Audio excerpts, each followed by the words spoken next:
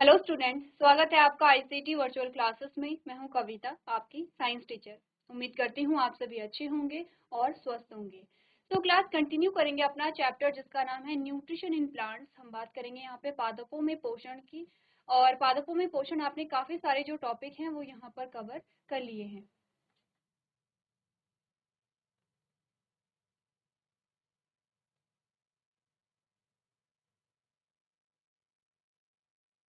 चलिए तो देख लेते हैं अभी तक आपने क्या क्या चीजें डिस्कस यहाँ पर की हैं। ठीक है, काफी सारे टॉपिक आपने कवर कर लिए हैं जिसमें फोटोसिंथेसिस आपका सबसे इम्पोर्टेंट टॉपिक है।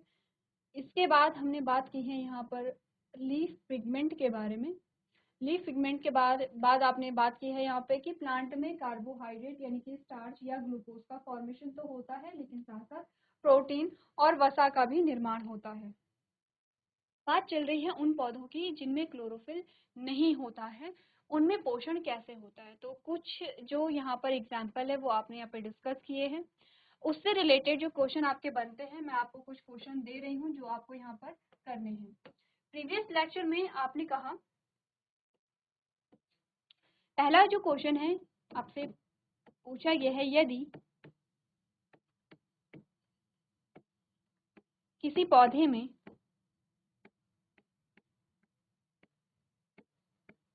हरित लवक, हरित लवक का मतलब होता है क्लोरोफिल, ठीक है,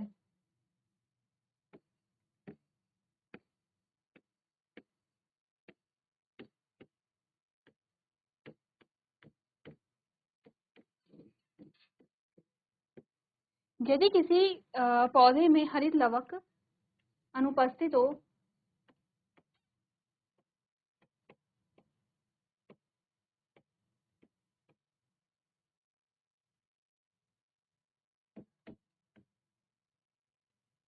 तो पौधे पे क्या प्रभाव पड़ेगा। तो पौधे पे क्या प्रभाव पड़ेगा।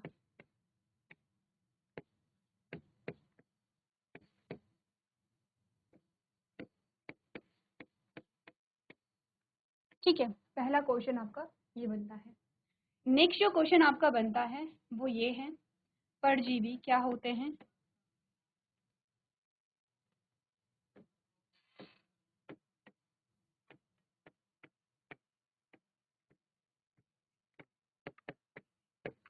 परजीवी कितने प्रकार के होते हैं।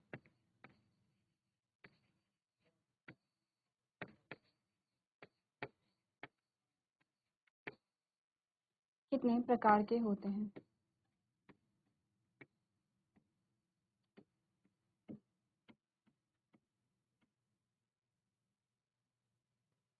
ठीक है, परजीवी कितने प्रकार के होते हैं। ठीक है, नेक्स्ट हमने कहा अमरवेल या जिसे कसकटा भी कहते हैं में किस प्रकार का पोषण होता है।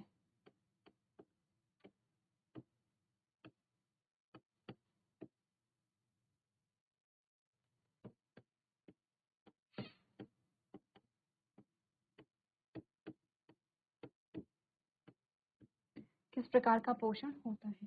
ठीक है, तो आपने कहा कि यहाँ पे क्या है, आपके पास कुछ क्वेश्चंस आए हैं, इन क्वेश्चंस को आपको करना है, इसके आंसर आपको खुद घर से करके लेके आने हैं। एक बार मैं साइड हो जाती हूँ, आप पूरे जो क्वेश्चन है उन्हें नोट कर लेंगे। आपसे पूछा गया है कि परजीवी क्या होते हैं, परजीवी कितने प्रकार के होते हैं। आपसे पूछा गया कि यदि किसी पौधे में हरित लवक या क्लोरोफिल अनुपस्थित हो तो पौधे पे क्या प्रभाव पड़ेगा। नेक्स्ट है कि अमरवेल में किस प्रकार का पोषण, किस प्रकार का पोषण पाया जाता है, ये आपको यहाँ पे बताना है। आगे बढ़ते हैं, आगे हमारे पास कुछ टॉपिक आते हैं, जैसे जैसे कि सबसे पहले आपने पैरासिटिक प्लांट यानी कि परजीवी पौधे के बारे में बात की है। आपके पास एग्जाम्पल में क्या है, यहाँ पे अमरबेल आई है, ये आप सही कर लेंगे, अमरबेल है।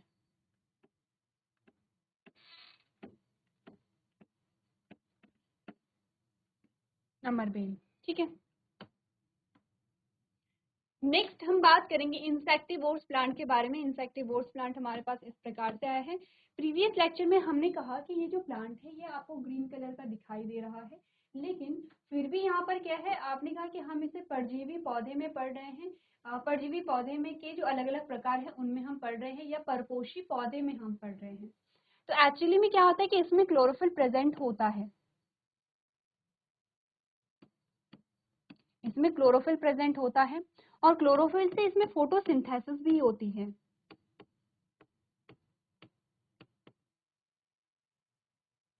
फोटोसिंथेसिस होती है। जो फोटोसिंथेसिस हुआ तो यहाँ पे क्या हुआ, ग्लूकोज का फॉर्मेशन हुआ। ग्लूकोज क्या है, एक प्रकार का कार्बोहाइड्रेट है।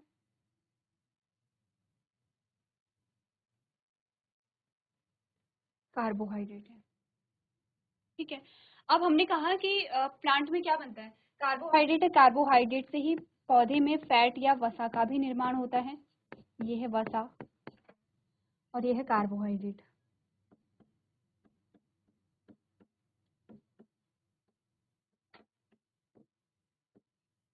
ठीक है। एक और चीज जो प्लांट में बनती है वो यहाँ पर है, यहाँ प्रोटीन। प्रोटीन प्रोटीन का भी निर्माण होता है प्लांट में, और प्रोटीन के निर्माण के लिए क्या चाहिए होता है, नाइट्रोजन। क्या चाहिए होता है, नाइट्रोजन चाहिए होता है। नाइट्रोजन से ही प्रोटीन का निर्माण होगा। अब एक्चुअली में ये जो प्लांट है आपका, जिसे हम पिचर प्लांट कह रहे हैं, ये जो प्लांट है ये ऐसी मिट्टी में उगता है कि जहाँ पर नाइट्रोजन की कमी होती है। क्या बोला था कि जो हमारे वातावरण में नाइट्रोजन है, जो एटमॉस्फेयर में हमारी नाइट्रोजन है, पौधे एज इट इज उसे ग्रहण नहीं करते। जो हमारे वातावरण में जो गैस होती है वो N2 है, गैस की फॉर्म में होती है। ये जो N2 है वो NO2 और NO3 की फॉर्म में परिवर्तित होती है। अब ये क्या है, ये हम बाद में जब आप बड़ी क्लासेस में चले जाएंगे तब आप खुद समझ लेंगे। तो हमारे वातावरण में नाइट्रोजन इस फॉर्म में रहती है। यहाँ पर कुछ क्या होते हैं, बैक्टीरिया, कुछ जीवाणु होंगे, ठीक है।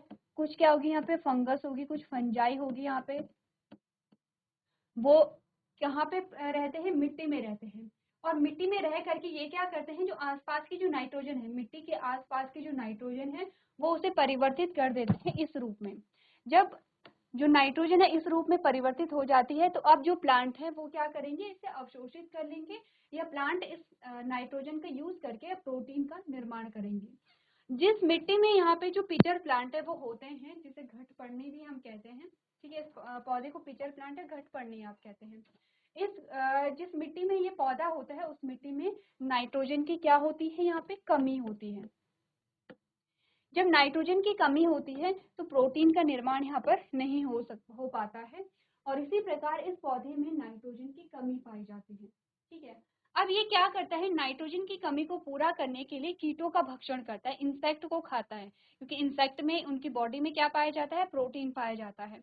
तो ये क्या करेगा, कीटों का भक्षण करता है और इसके द्वारा अपनी प्रोटीन संबंधित जो भी आवश्यकताएं हैं वो वहाँ पे पूरी करता है, या नाइट्रोजन संबंधित जो भी आवश्यकताएं हैं उन्हें पूरी करता है। तो ये काम कैसे करता है प्लांट।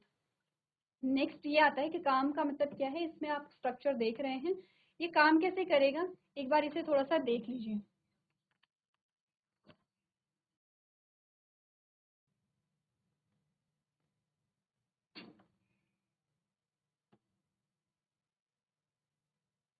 इसमें क्या होती है, इस पौधे की जो पत्तियां होती हैं वो रूपांतरित हो जाती हैं। रूपांतरित का मतलब होता है कि वो एक अलग सा स्ट्रक्चर बनाने लगती हैं, इस प्रकार का स्ट्रक्चर, और ये कुछ घट जैसा स्ट्रक्चर इस प्रकार से बन जाता है, कुछ ऐसा स्ट्रक्चर होता है, ठीक है। ये क्या है, ऊपर वाला स्ट्रक्चर है, ये नीचे वाला स्ट्रक्चर है।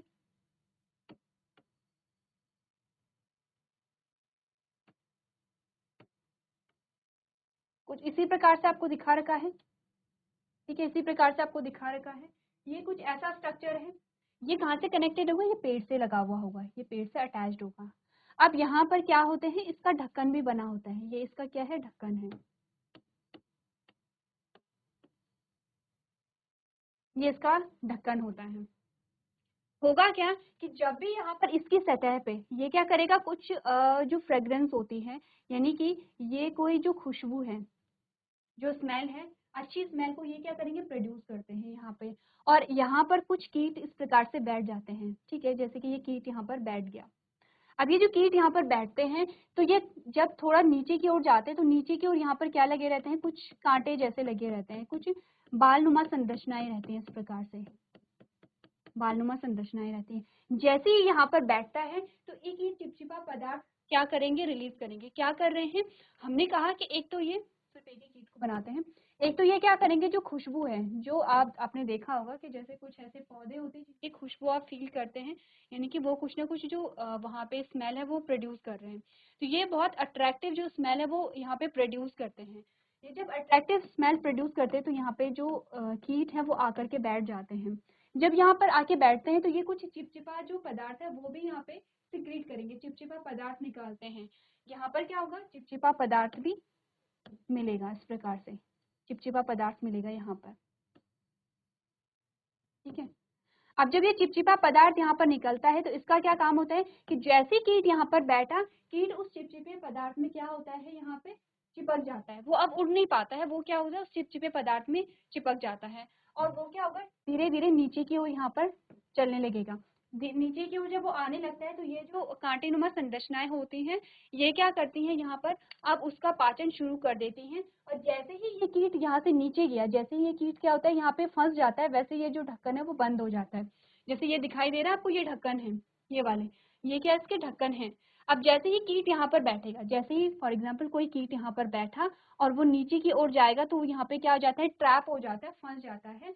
और जैसे ही ये फंसेगा वैसे ये ढक्कन बंद हो जाएगा जिससे कि कीट वापस उड़ ना सके। ठीक है, तो कीट वहां से उड़ नहीं पाता है। और यहाँ पर अब ये क्या करेगा, कुछ पाचक रस निकालेगा। पाचक रस क्या होते हैं, जो पाचन में सहायता करते हैं, और वो पाचन रस निकालेगा जिससे कि इस कीट का डाइजेशन हो जाएगा और इस प्लांट की नाइट्रोजन या प्रोटीन संबंधित आवश्यकताएं पूरी हो जाएंगी। ठीक है, थोड़ा इंटरेस्टिंग है कि प्लांट में भी ऐसा हो सकता है। तो आप यहाँ पे सर्च कर सकते हैं फंक्शनिंग कि कैसे काम करते हैं। आप सभी के घरों में फ़ोन होगा, ठीक है, आपके पेरेंट्स के पास फ़ोन होगा, आपके बड़े भाई बहनों के पास फ़ोन होगा, या आपके आस पड़ोस में किसी के पास फ़ोन होगा। आप उनसे कह सकते हैं कि आपको देखना है कि घटपर्णी जो पौधा है वो किस प्रकार से कीटों का भक्षण करता है। आप सिंपली बोल के भी सर्च करेंगे तो आपको वहाँ पर वीडियोस, बहुत सारी वीडियोस मिल जाएंगी कि घटपर्णी कैसे काम करता है, कैसे कीटों को ट्रैप करता है और कैसे उन्हें खाता है। ठीक है, आगे बढ़े, यहाँ पे पढ़ ले एक बार कीट भक्षी के बारे में।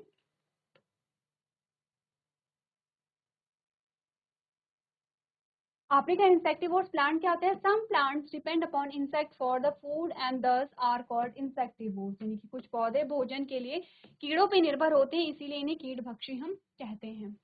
The leaves of these plants are modified into a pitcher-like structure। आपने कहा इन पौधों की पत्तियां घड़े जैसी संरचना में रूपांतरित हो जाती हैं।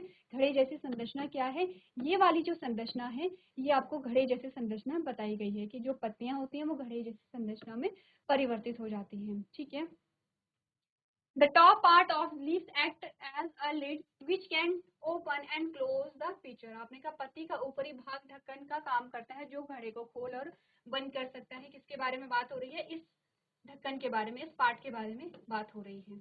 ठीक है, The pitcher contain hairs in a downwards direction which traps insect। आपने कहा कि घड़े में बाल नीचे की ओर होते हैं जो कीड़ों को फंसा लेते हैं। क्या बोला था, इनमें क्या होते हैं, हेयर लाइक स्ट्रक्चर ये पाए जाते हैं जो कि कीड़ों को फंसाने का काम करते हैं। ठीक है, घड़ा कीट को पकड़ने पर कुछ पाचक रसों को स्राव करता है। हमने क्या बोला, the picture on capturing the insect secrete some digestive juice which help in the digestion of the insect, for example डिस्किया एंड नेपथेंस।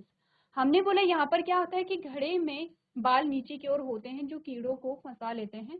घड़ा कीट को पकड़ने पर कुछ पाचक रसों का स्राव करता है जो कीट के पाचन में मदद करते हैं। उदाहरण के लिए डिस्किया है और नेपथेंस है। ठीक है, क्लियर है इतना, क्या होते हैं कीट भक्षी पौधे, एक बार आप लोग यहाँ पर पढ़ लेंगे। आपको नोट भी करना है और साथ साथ डायग्राम बनाना है। जो डायग्राम कुछ देर पहले हमने बनाया था तो आपको उसी प्रकार का जो डायग्राम है वो वहाँ पर बनाना है। तो चलिए जल्दी से नोट कीजिए।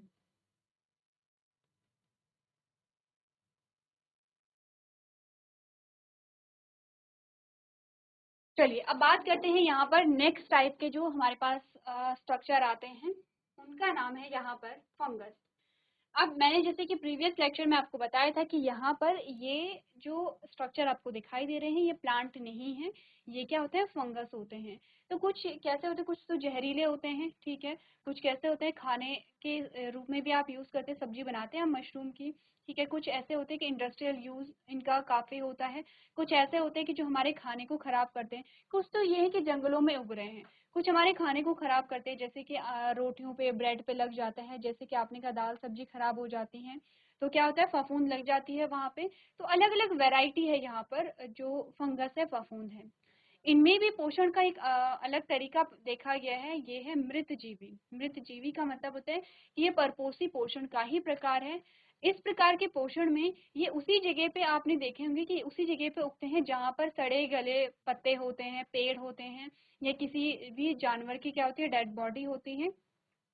मृत जीवी का मतलब होता है कि ये अपने पोषण के लिए किसी मृत पर निर्भर रहते हैं। मृत का मतलब होता है कि सड़े गले पदार्थ जो होते हैं, जैसे पत्तियां हैं, जैसे सूखी लकड़ियां हैं, वो जब सड़ने लगती हैं, पत्तियां जब सड़ने लगती हैं, किसी की डेड बॉडी जब सड़ने लगती है, ये वहीं पे ग्रो होते हैं। तो हमने कहा था एक है परजीवी, एक तो आपने कहा था परजीवी, आपसे पूछा जाता है, एक तो है मृत जीवी। मृत का मतलब होता है कि जो नॉन लिविंग है, और जीवी कि यानी कि जो क्या होते हैं, अपने पोषण के लिए किसी मृत पे निर्भर होते हैं, उसे मृत जीवी कहते हैं।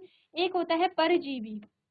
परजीवी और मृत जीवी में डिफरेंस क्या है, मृत जीवी में अपने भोजन के लिए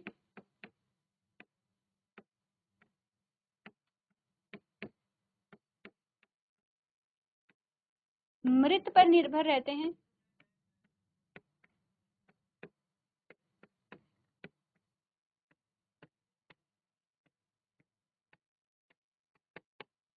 और परजीवी में अपने भोजन के लिए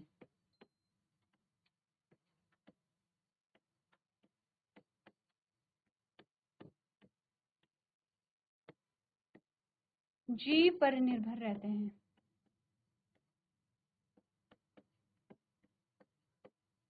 ठीक है, तो ये अंतर है दोनों में। क्लियर है इतना कि मृतजीवी और परजीवी में अब क्या अंतर है। कीट भक्ष में तो आप जानते हैं कि कीटों का भक्षण वहां पर हो रहा है। क्या पढ़ेंगे, आपने कहा some organism survive on decaying food and organism. कुछ जीव सड़े हुए भोजन और जीवों पर जीवित रहते हैं, ठीक है। This mode of nutrition is called a saprotrophic nutrition, and the organisms that survive because of the saprophytic nutrition are called saprophytes. हमने कहा पोषण के इस विधि को मृत पोषी पोषण कहा जाता है, और जो जीव मृत पोषी पोषण के कारण जीवित रहते हैं उन्हें मृतजीवी कहा जाता है। तो हमने कहा कि जो यहाँ पर इस प्रकार के पोषण को करते हैं उन्हें मृतजीवी कहते हैं, और इस प्रकार का पोषण मृतजीवी पोषण यहाँ पर कहलाता है। एग्जाम्पल अगर मैं कहूँ, आपके पास एग्जाम्पल अगर आएंगे तो ये है फंजाई,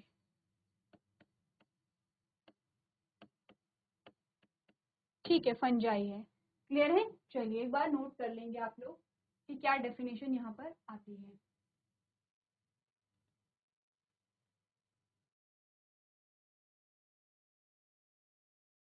अब नेक्स्ट जो टॉपिक हमारे पास आता है उसके बारे में बात करते हैं।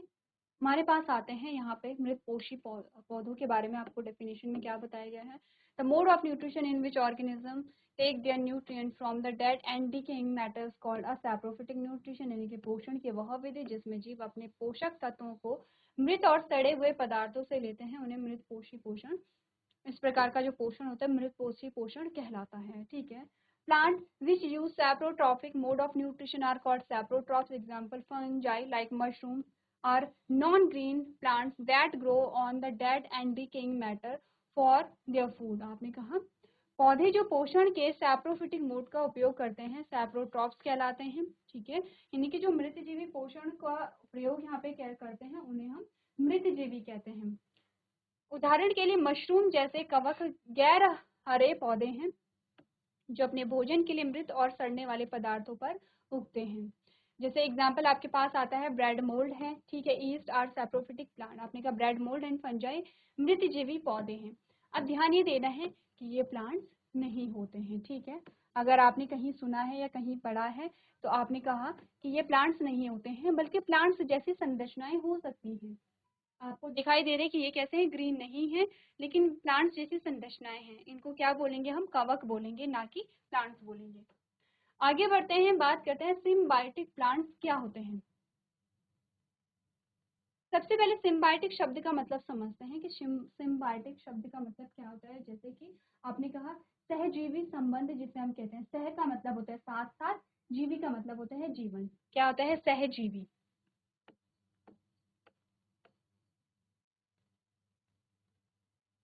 सहजीवी, सह का मतलब होता है साथ साथ, साथ साथ, और जीवी का मतलब होता है कि जो जीव साथ साथ अपना जो जीवन है उसे जीवन यापन करते हैं, उसे आप सहजीवी कहते हैं। तो सहजीवी का मतलब क्या होगा, एक एग्जाम्पल के द्वारा हम समझेंगे। हमने कहा कि एक व्यक्ति का नाम है ए, ठीक है, एक व्यक्ति का नाम क्या है, ए है, और एक व्यक्ति का नाम है बी, ठीक है। तो हमने कहा कि ए बी को कुछ ऐसी चीजें देता है जो बी के पास नहीं थी, जो बी के पास यहाँ पर नहीं है, ठीक है, और बी भी बदले में ए को कुछ ऐसी चीजें देता है जो ए के पास नहीं थी। तो दोनों को क्या मिल रहा है, फायदा मिल रहा है, ठीक है, दोनों को क्या मिलेगा, फायदा मिलेगा यहाँ पे। अब जैसे कि हम इस एग्जाम्पल को ऐसे भी ले सकते हैं कि जैसे कि दो फ्रेंड्स होते हैं और वो कोई चीजें खा रहे हैं, ठीक है। अब वो कोई एक जो है वो जूस को यहाँ पे पी रहा है और एक जो है वो बिस्किट को खा रहा है। तो जिसके पास जूस नहीं है वो अपना जूस उस दूसरे के साथ शेयर कर लेगा, जिसके पास बिस्किट नहीं है उसे वो क्या करेगा, उससे बिस्किट शेयर कर लेगा। तो दोनों को फायदा मिला यहाँ पे। वैसा ही होता है दो जीवों के बीच में। दो अलग अलग जीव होते हैं, जैसे कि ए है और बी है। ए बी को कुछ देता है और बी भी क्या देता है, ए को कुछ देता है, लेकिन ये क्या देते हैं, ए बी को वही चीज देगा जो बी के पास नहीं थी, जो बी नहीं ले सकता था, और बी ए को वही चीज देता है जो कि यहाँ पर ए के पास नहीं थी। इस प्रकार का जो जीवन है उसे हम सिम्बायोटिक रिलेशनशिप कहते हैं, और इसी प्रकार के कुछ सिम्बायोटिक प्लांट्स हमारे पास आते हैं। एग्जाम्पल अगर हम ले तो ए का नाम यहाँ पर हमने कहा क्या है, एल्गी है, यानी कि शैवाल। शैवाल देखें आपने, जो काई होती है, जो होते हैं वो ग्रीन प्लांट्स होते हैं। एल्गी क्या होते हैं, ग्रीन प्लांट्स होते हैं, ठीक है। और बी का जो नाम है वो है यहाँ पे फंजाई। फंजाई जो आपने अभी एग्जाम्पल में देखी थी, क्या नाम है इसका, कवक, कवक या फंजाई, ठीक है। आपने कहा ए का नाम है शैवाल और जो बी का नाम है वो है कवक। आपने कहा ये क्या है, non green, non green structure, यानी कि इन संरचनाओं में क्या है, क्लोरोफिल नहीं होता है।